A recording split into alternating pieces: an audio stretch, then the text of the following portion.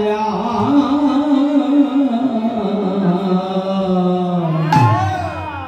आज प्रभु अमर खेलाए विनोद खेला खेलाए विनोद खेला आया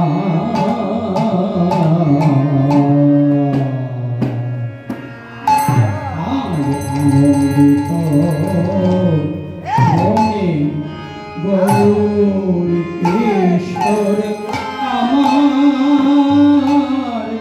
और खेलाए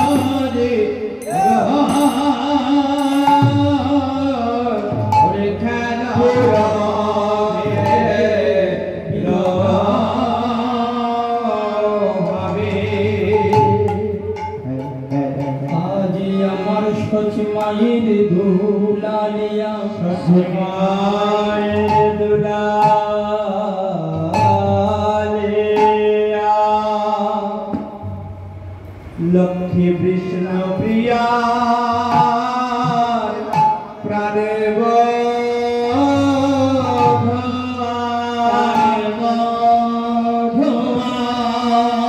ठाकुर नरहरि चित चोरा हरि चित चोरा जिनि बृंदावनेर प्राणेर गोरा बृंदावनेर प्राणेर गोरा मधुर हरि नाम संकीर्तने प्रभु जन्मदाता पिता जन्मदाता पिता प्राण गौर हरि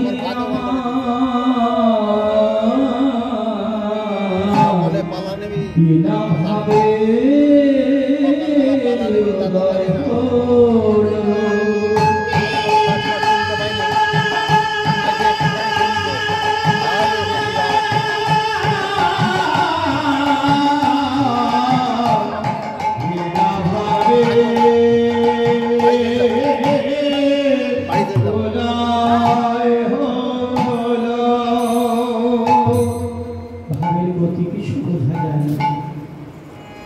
দশচতুর বৈষ্ণব মহাজন এক পাশে করজোড়ে দাঁড়িয়ে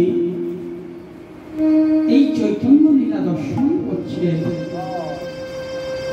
আর সাক্ষাৎ দর্শন করে করণ দিয়ে বললেন, পুরবেদ ভাবে গোরা সহচর সনে সহচর সনে খেলায় বিনোদ খেলা হরষিত মনে।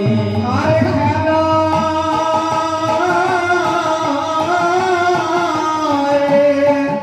বিনোদ খেলা ভোগ হরষিত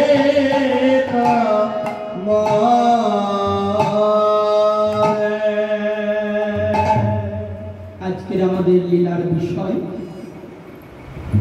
কি বাবা? ভিক্ষা করা নাকি? অন্ন ভিক্ষা। তাহলে ভিক্ষা মানুষ কখন করে? এক নিজের জন্য করে, আর এক ভগবানের জন্য করে। আজকের লীলার বিষয় ভগবানের জন্য ভিক্ষা করা। তাহলে অন্ন ভিক্ষার এটা হলো ব্রজলীলা। তাহলে সেই ব্রজলীলার পূর্বাভাস হচ্ছে গৌরী চন্দ্রিকা।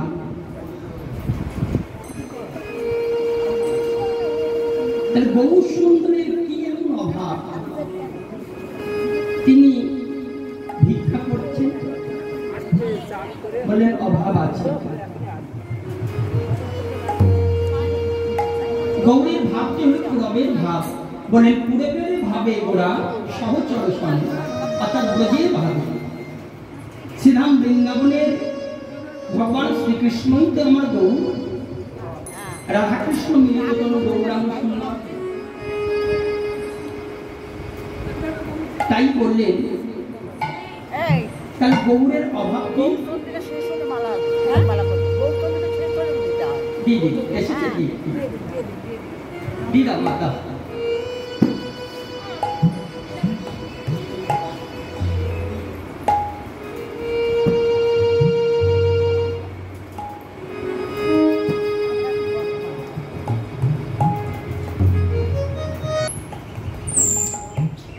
শ্রীধাম বৃন্দাবন লীলায় ভগবানের যে রস অনাস্বাদিত রয়ে গেল, বুঝতে পারলেন না।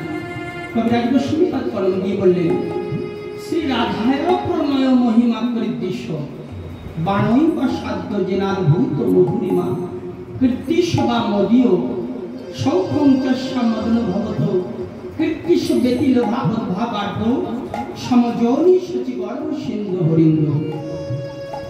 অর্থাৎ শ্রী রাধায় প্রণয় মহিমা, শ্রীমতী রাধারানী প্রণয় অর্থাৎ ভালোবাসাটা কেমন, স্বয়ং ভগবানের আস্বাদন হলো না। রাধা ঠাকুরানী ভগবানকে যে কেমন ভালোবাসেন, সেই ভালোবাসার প্রীতিখানি কেমন আস্বাদন হলো না, বুঝতে পারলেন না। তিনি সর্বজ্ঞ হয়েও বুঝতে পারলেন না।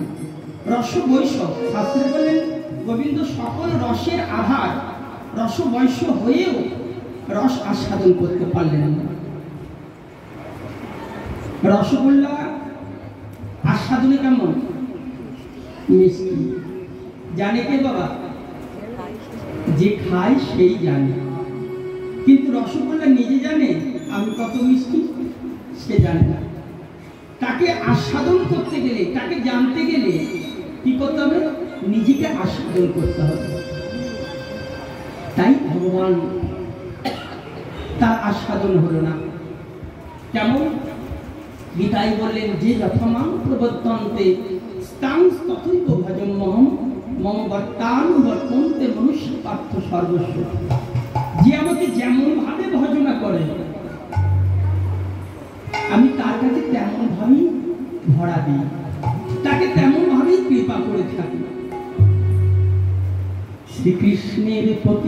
সর্বকাল হইছে সর্বকাল হইছে যে মোরে ভজে জইছে আমি ভজি তইছে আমি ভজি তৈছে যে আমাকে যেমন ভাবে ভজনা করে আমি তাকে ঠিক তেমন ভাবে প্রতিদান করি।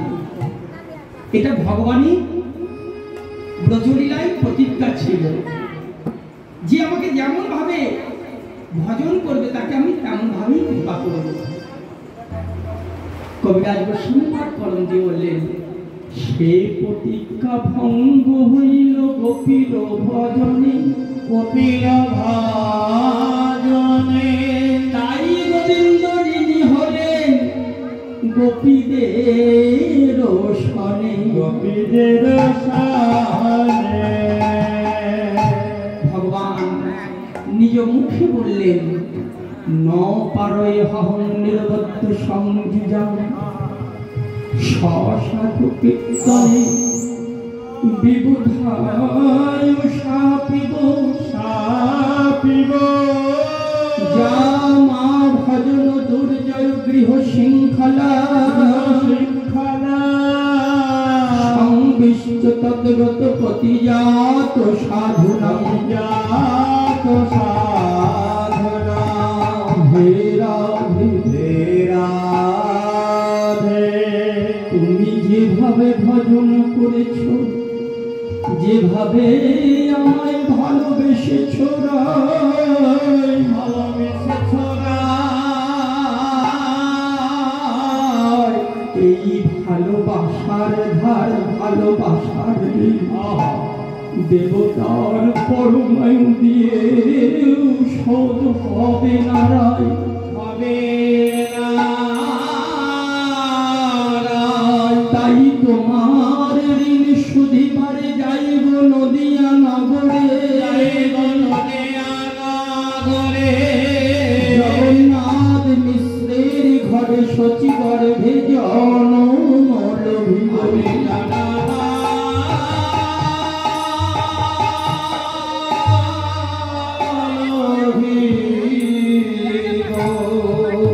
রাধে গো, তোমার ঋণ আমি শোধ করতে পারলাম না। এ জন্মে আমার হলো না, এ জন্মে কেন এই যুগেও হলো না। তাই তোমার ঋণ শোধ করবার জন্য জানো রাই আমি কেঁদে কেঁদে বেড়াই কেদে কেদে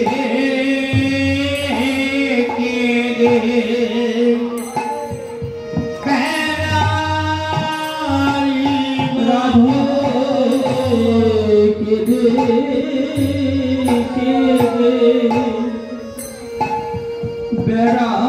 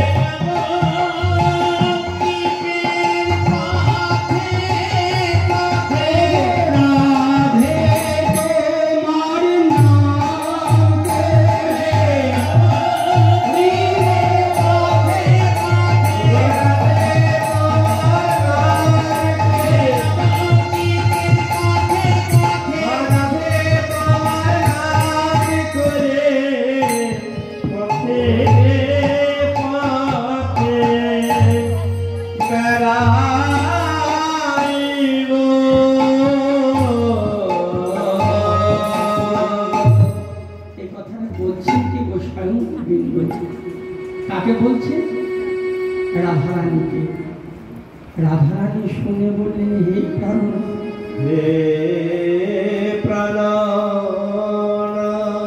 তুমি কাঁদবে? তুমি জগতের সুখময় হয়ে তুমি কাঁদবে, তাও আবার আমার এই অভাবিনীর নাম নিয়ে? জানো প্রাণনা, তুমি যখন বৃন্দাবন ছেড়ে মথুরায় বাস করেছিলে, আমি 100 বৎসর কৃষ্ণ প্রাণ কৃষ্ণ বলে কেঁদে কেঁদে আমার সর্ব অঙ্গ নয়ন জলে ভেসেছে। কেমন করে ভাসেছে তা তো আমি জানি। কত দুঃখ পেলে, কত কষ্ট পেলে নয়ন হতে বাড়ি ধরে, সেটা আমি জানি। আর তুমি ধুলায় গড়াগড়ি দেবে, ধুলায় গড়াগড়ি দেবে। তোমার অঙ্গ কমল হতে সুকোমল অঙ্গ, অঙ্গ যে অঙ্গে চন্দন মাখাতে গিয়ে মা যশোদা বলে, ওরে গোয়ালিনী কঠিন কর,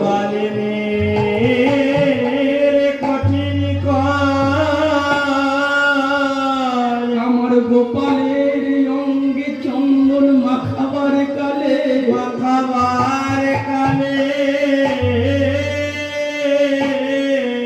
তুমি যেন একটু কোমল হয়ে যাও। একটু কোমল হয়। সেই অঙ্গ নবদ্বীপের কঠিন মাটিতে তুমি গড়াগড়ি দেবে, এ আমি মনেও সইতে পারবো না। প্রাণনাথ, এ জন্মে তোমায় দিলে আধো সুখ দিতে পারে নাই মধু, পারি নাই বধূ। আর এই জন্মের শেষে তোমায় দুঃখ দিতে চাই না। তবে প্রভু বধূ, তোমার মনোবাসনা আমি পূর্ণ করব। কি হবে জানো? আমি বাহিরে থাকবো, তুমি থাকবে ভিতরে। ভিতরে দুহু মিলে হব আমরা গোরা, গোরা।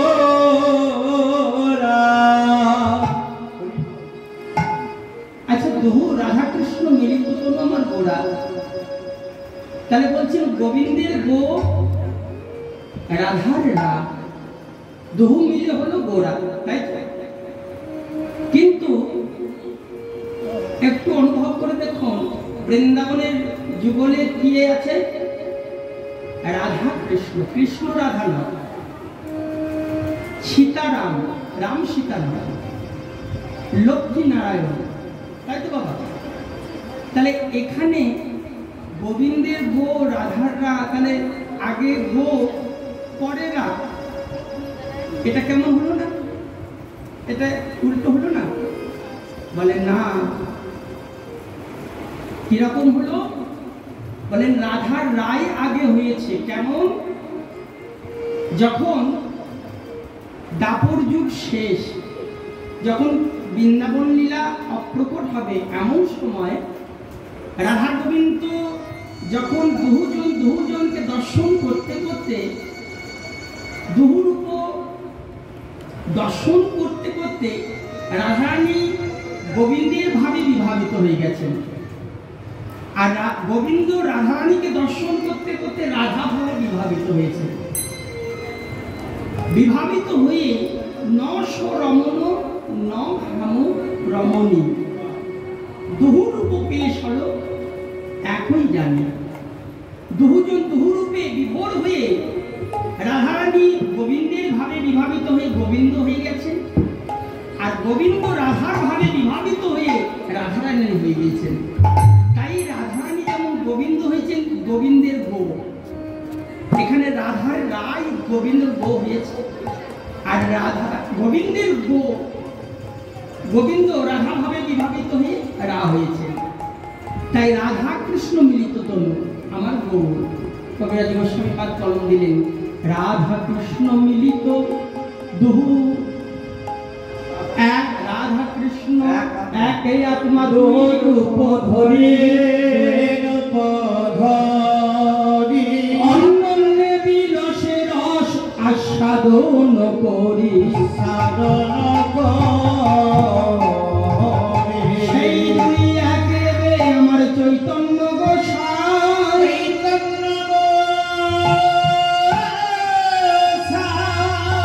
রস আস্বাদিতে দোহে হইলা এক কোঠায়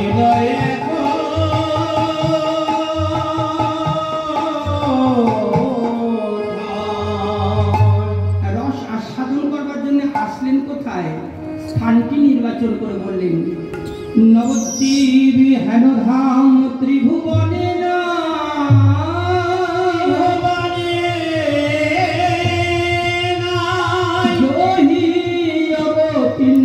আমার চৈতন্য গোসাই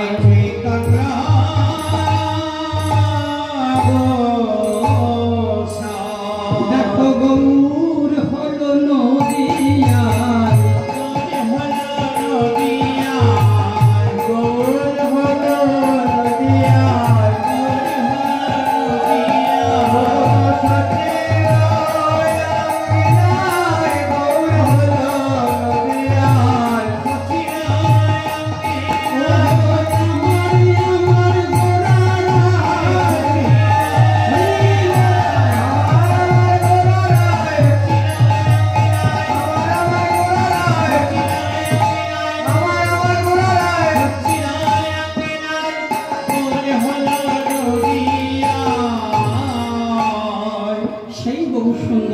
ভাবি বিভাবিত হয়ে খেলা করছে।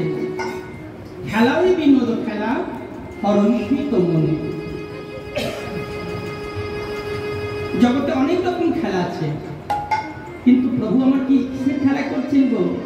খেলে হরি নামের খেলা, হরি নামের খেলা, হরি নামের খেলা, হরি নামের খেলা, ভক্তগণ করিয়ালা হরি নামের খেলা, ভক্তগণ করিয়ালা হরি বলা বহু খেলা, হরি বলা বহু খেলা,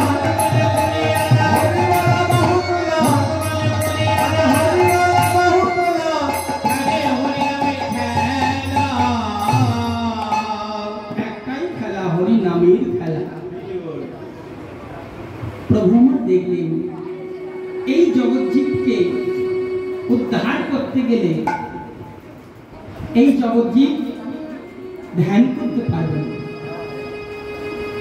যার যজ্ঞ করতে পারবে না, আর কি সেবা পূজাও করতে পারবে না। কারণ কীর্তি যোদ্ধায় তো বিষ্ণু ত্রেতায়াং যতমক্ষই দাপরে পরিচর্যান করেন তো ধরি সংকীর্তন। সত্যযুগে মানুষ ধ্যান করে নারায়ণের কৃপা লাভ পেয়েছেন। দেখুন 3 ঘন্টা কীর্তন শুনতে বসে কথা হচ্ছে। তাহলে সত্যযুগে মানুষ নারায়ণের কৃপা লাভ করতে গেলে তাদের যুগ যুগ ধরে ধ্যান করতে হতো, যুগ যুগ। তাহলে ধ্যান করবার জন্য প্রথম প্রয়োজন ধৈর্য। ধৈর্য আমাদের নাই, আছে মা? নাই। তাহলে ধ্যান হলো না। যার যজ্ঞ, যজ্ঞের জন্য প্রথম উপকরণ হচ্ছে শুদ্ধ ঘি। প্রাকৃত জগতে আমরা শুদ্ধ ঘি পাবো না, তাহলে যজ্ঞ হলো না। ত্রেতায়াং যতমক্ষই দাপরে পরিচর্যা, দাপর যুগে সেবা পূজা।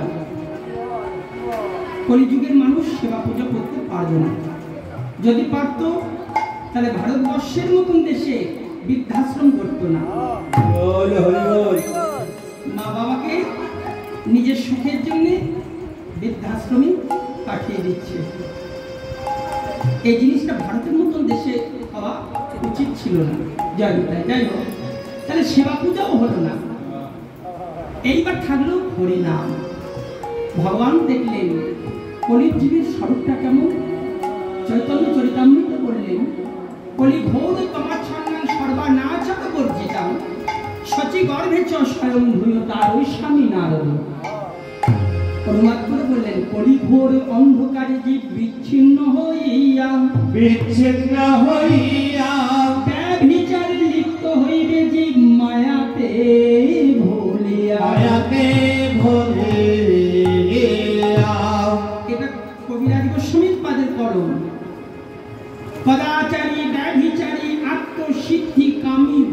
জীব, অন্নগত প্রাণ, স্বল্প আয়ু, কি পাপ কি পুণ্য নিজে বিচার করবার ক্ষমতা নেই।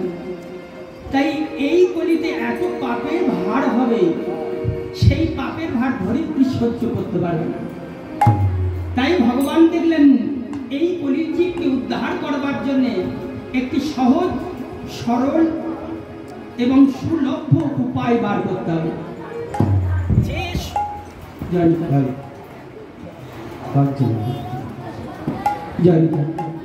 যে পথে গেলে সমস্ত মানুষ উদ্ধার হতে পারে, এই একমাত্র হরি নাম। প্রভু আমার নাম আনিলেন গো, নাম আনিলেন গো, নাম আনিলেন গো, সেই গোলকের প্রেম ধন নাম আনিলেন গো।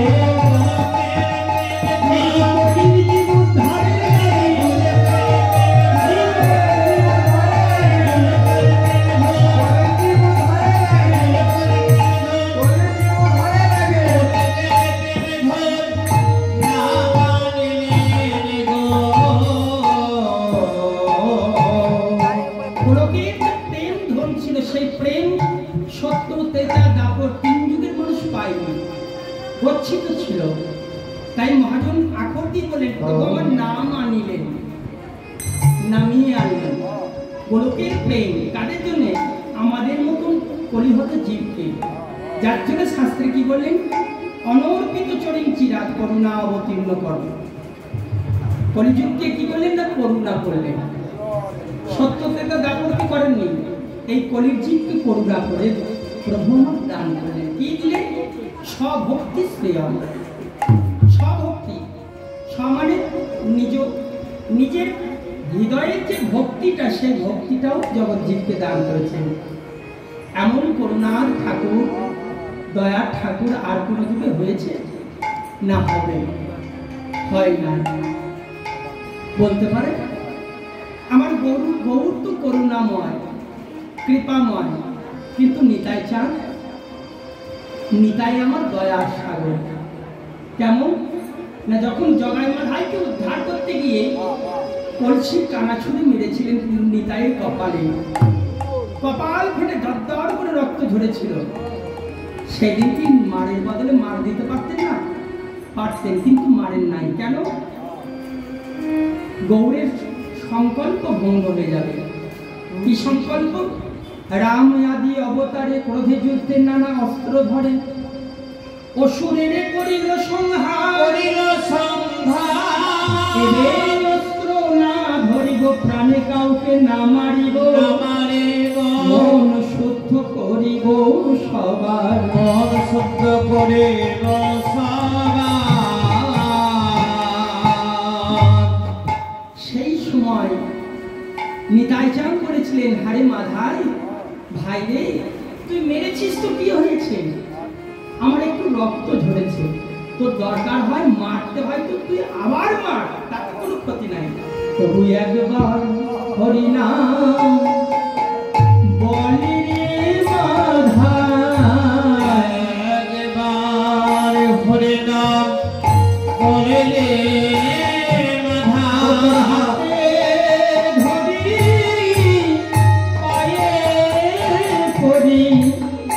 একবার হরিনাম বলে রে মাধাই, হাতে ধরি পায়ে পড়ে, মারতে হয় তুই আমার মায়ে, হাতে ধরি পায়ে পড়ে, মারতে হয় তুই আমার মায়ে, হাতে ধরি পায়ে পড়ে। একবার হরিনাম বলে রে মাধাই। এমন সময় গৌর সুন্দর যখন এলেন, নিতাই চাঁদের রক্ত দর্শন করে থাকতে না পেরে কি করলেন? চক্র চক্র বলে আহ্বান করেছিলেন। সেই দিন সুদর্শন নবদ্বীপের ভাগ্যাকাশে উদয় হয়েছিল। কিন্তু নিতাই চাঁদ করুণার বিগ্রহ গৌর সুন্দরকে জড়িয়ে ধরে বললেন, ভাই আবার কেন? আবার কেন তুমি চক্রকে আহ্বান করছো? তাকে যেতে দাও। তোমার যে প্রতিজ্ঞা, কাউকে তো তুমি অস্ত্র ধরবে না, কেবল মন শুদ্ধ করবে। চক্রকে বিদায় দাও। যেমন চক্র বিদায় নিল, অমনি মাধাই জগাই দুজন দেখছে গৌরকে। যে গৌর শঙ্খ চক্র গদা পদ্মধারী হয়ে নবদ্বীপে দাঁড়িয়েছিলেন, সেই স্বয়ং বিষ্ণু রূপ দর্শন করে জগাই মাধায় আছাড় খেয়ে পড়লেন গৌরের চরণ। দেখুন, যখন হয় চমৎকার, যখন হয় চমৎকার মানুষ করে তখন কি নমস্কার। কিছু চমৎকার না হলে মানুষ নমস্কার করে না। তাই জগাই মাধাই জানে আমরাও ব্রাহ্মণ, নিমাই পণ্ডিত সেও ব্রাহ্মণ, আমরাও মানুষ সেও মানুষ, আমাদের থেকে কিসের গর্ব। যেমন ঐশ্বর্য মুক্তি দর্শন করালেন, অমনি পদানত হলেন। তাই সেই প্রভু ব্রজভাবে বিভাবিত হয়েছে আর বললেন যে এই কলিযুগে একমাত্র হরিনাম ছাড়া কোনো গতি নাই। আর এই হরিনামেই জগৎ জীবকে উদ্ধার হতে হবে। কেন? একা কৃষ্ণ নামে, কৃষ্ণ নামে যত পাপ হরে, যত পাপ হরে, পাপী সাথে নাই, কত পাপ হরে,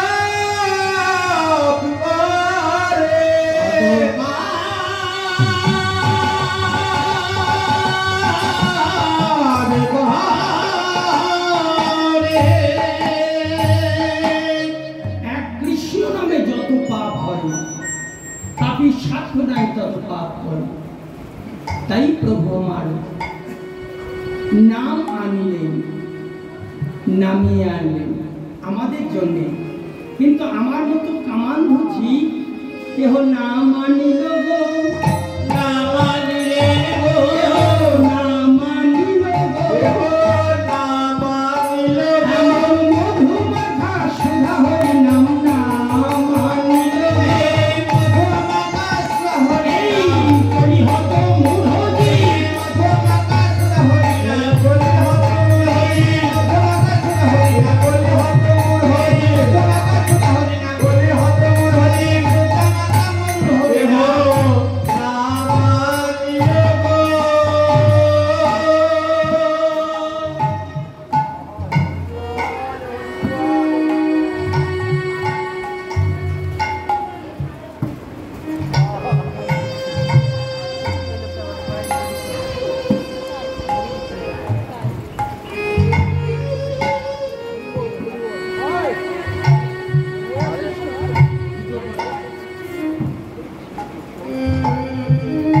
কেহ নাম আনিল।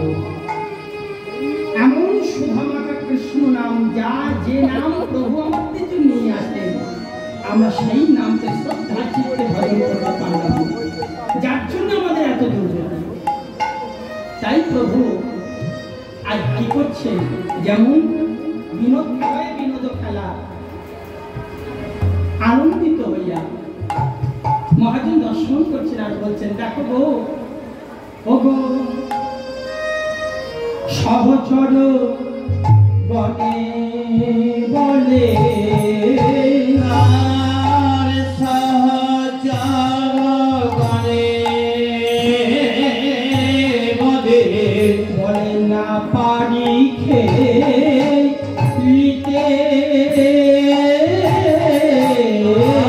আর সহচর বনে বলে না পারি খেলিতে,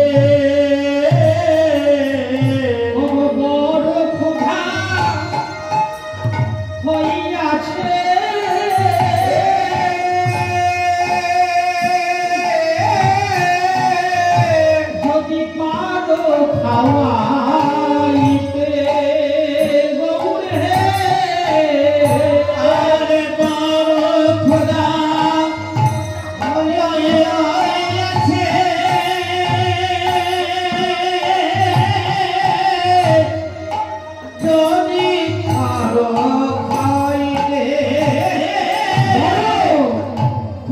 যে পেয়েছে খোদা যে পেয়েছে খোদা যে পেয়েছে খোদা যে পেয়েছে সংকীর্তনে নেচে গিয়ে খোদা যে পেয়েছে সংকীর্তনে নেচে গিয়ে ওহে আমার মন হরি সংকীর্তনে নেচে গিয়ে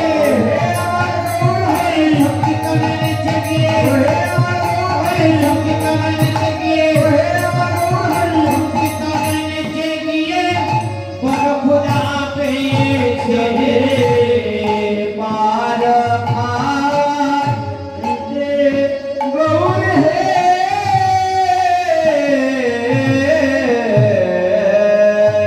প্রভু সংকীর্তনে নেচে গিয়ে আমাদের বড় ক্ষুধা হয়েছে, আমাদের কিছু খাওয়া। এই যেমন বলেছে তখন মহাপ্রভু জানেন, কারণ কীর্তনের পরিশ্রম জানে গোরা জানে গোরা সেই জন্য কি করে ভালো ভালো দ্রব্য আনি ভক্তের পাওয়ায় ভক্তের পাওয়া যেমন সহচরগণ করেছেন, আমাদের খেতে না দিলে আমরা আর কিছু করতে পারছি না, আমরা আর কীর্তন করতে পারছি না। তখন ওগো প্রভু কহে কি খাইবে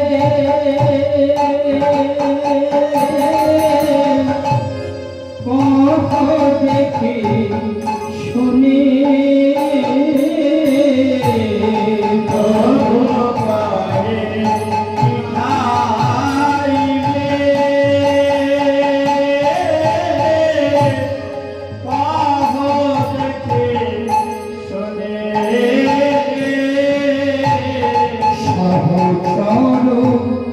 গণে বলে